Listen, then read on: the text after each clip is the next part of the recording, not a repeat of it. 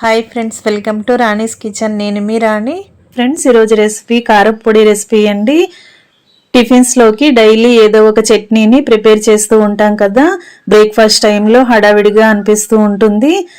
Daily ఒకే చట్నీ కాకుండా ఒక్కసారి ఈ కారపొడిని చేసుకుని స్టోర్ చేసుకుని పెట్టుకున్నామంటే 1 మంత్ వరకు ఫ్రెష్గా ఉంటుంది. అలాగే టిఫిన్స్లోకి ఎక్కువ శ్రమ లేకుండా కారపొడిని సర్వ్ చేసుకోవచ్చండి. అంతేకాదు రైస్కి, రోటీకి చాలా చాలా టేస్టీగా ఉంటుంది. చాలా హెల్దీ రెసిపీ కూడా. ఆ ప్రాసెస్ అంతా చూద్దాం. వీడియోని ఫస్ట్ నుంచి లాస్ట్ వరకు చూడండి, స్కిప్ చేయకుండా చూడండి. 1 టీ స్పూన్ మిరియాలు తీసుకోండి. 2 టేబుల్ స్పూన్ల వరకు అవిసె గింజలు తీసుకోండి. 3 టేబుల్ స్పూన్ల వరకు ధనియాలు, 1 టేబుల్ స్పూన్ వరకు పచ్చిశనగపప్పు, 1 టేబుల్ స్పూన్ చాయ్ మినపప్పు తీసుకుని వెల్లుల్లి, జీలకర్ర కూడా తీసుకోండి. అలాగే టేస్ట్కి సరిపడా సాల్ట్ తీసుకుని చింతపండుని పుల్లలు, ఈనెలు అలాంటివి ఏమీ లేకుండా శుభ్రం చేసుకుని ఇలా విడివిడిగా చేసుకుని పెట్టుకోండి. మీ ఘాటుకి తగ్గట్టుగా ఎండుమిర్చిని కూడా తీసుకోండి. ఎండుమిర్చి అనేది స్పైసీగా ఎక్కువగా ఇష్టపడేవారు కొంచెం ఎక్కువగా అయినా తీసుకోవచ్చండి, లేదంటే కొన్ని తక్కువ ఎండుమిర్చిని కూడా తీసుకోవచ్చు. అలాగే 1 కప్పు వరకు కరివేపాకుని కూడా తీసుకోండి. ఇంగ్రీడియంట్స్ అన్నీ కూడా రెడీ చేసి పక్కన పెట్టుకోండి. స్టవ్ ఆన్ చేసి కళాయి పెట్టుకుని ఫ్లేమ్ మొత్తం కూడా తగ్గించండి. లో ఫ్లేమ్లోనే మనం తీసుకున్న దినుసులన్నీ కూడా, ఇంగ్రీడియంట్స్ అన్నీ కూడా ఆయిల్లో ఫ్రై చేయాలండి. 1 టేబుల్ స్పూన్ ఆయిల్ వేసుకుని చూపించిన ఇంగ్రీడియంట్స్ని ఒక్కొక్కటి యాడ్ చేద్దాం. ముందుగా పచ్చిశనగపప్పుని వేసుకుని కలుపుకుంటూ ఫ్రై చేయండి. లైట్గా ఫ్రై అయ్యేంత వరకు బాగా ఫ్రై చేయండి. ఇలా కలుపుతూ ఫ్రై చేసినట్లయితే ప్రతి పప్పు కూడా ఈవెన్గా ఫ్రై అవుతుంది. అలాగే మినప్పప్పు, ధనియాలు కూడా వేసుకుని 1 టీ స్పూన్ మిరియాలు కూడా వేసుకోండి. లో ఫ్లేమ్లో ఇవన్నీ కూడా బాగా ఫ్రై చేయండి. ఇలా గరిటెతో బాగా కలుపుకుంటూ ఫ్రై చేయండి. పప్పులన్నీ కూడా బాగా క్రిస్పీగా అయ్యేంత వరకు ఫ్రై చేయండి. పప్పులు బాగా ఫ్రై అయినప్పుడే కారపొడికి టేస్ట్ అనేది చాలా చాలా బాగా వస్తుందండి. ఇప్పుడు అవిసె గింజలు కూడా వేసుకుని వాటిని కూడా గరిటెతో కలుపుకుంటూ ఆయిల్లో ఫ్రై చేయండి. ఇలా బాగా కలుపుకుంటూ ఫ్రై చేయండి. ఇప్పుడు కప్పు కరివేపాకుని కూడా కడిగి శుభ్రం చేసి పెట్టుకున్నాం కదా, దానిని కూడా ఇలా ఆయిల్లో వేసి బాగా ఫ్రై చేసి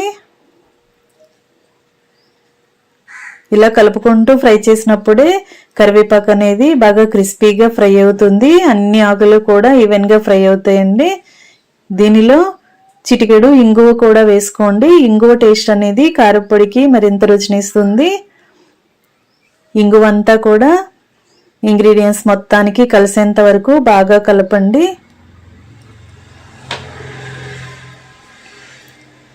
ఇలా బాగా కలుపుకుని ఎండుమిర్చిని కూడా తీసుకుని వేసేసుకోండి.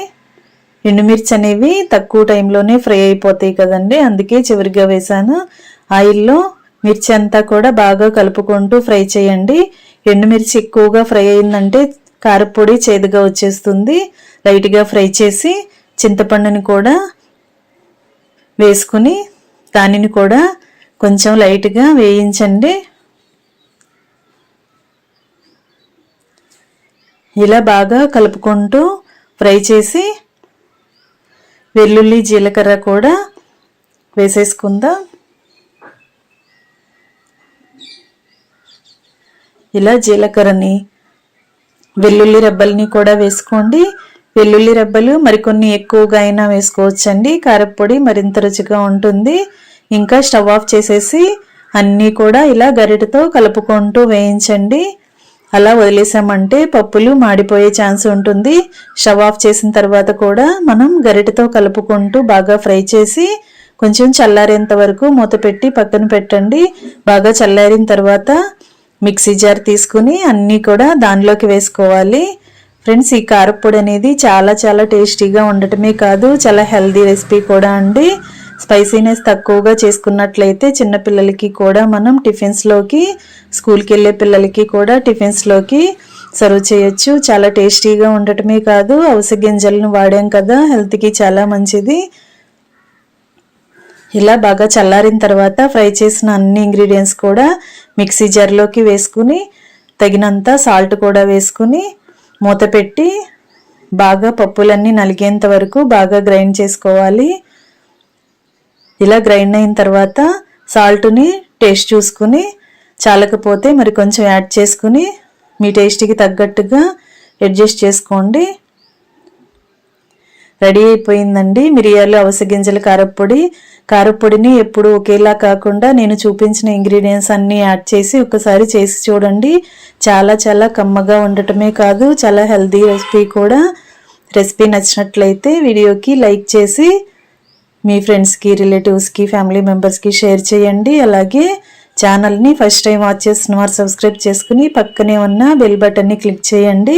నేను పెట్టిన ప్రతి రెసిపీ కూడా మీ ఫోన్కి నోటిఫికేషన్ వస్తుంది. ఓపెన్ చేసి చూసి మీరు కూడా ట్రై చేసి ఇంట్లో అందరికీ సర్వ్ చేసి ఇంట్లో వారికి నచ్చిందో లేదో కమెంట్ సెక్షన్లో నాతో షేర్ చేసుకోండి. అలాగే వేడివేడి అన్నంలో ఒక్కసారి ఈ స్పూన్ కారప్పొడిని అలాగే కుకింగ్ ఆయిల్ కానీ నెయ్యి కానీ వేసుకుని సర్వ్ చేసి చూడండి. చాలా టేస్టీగా ఉంటుంది. Thanks for watching.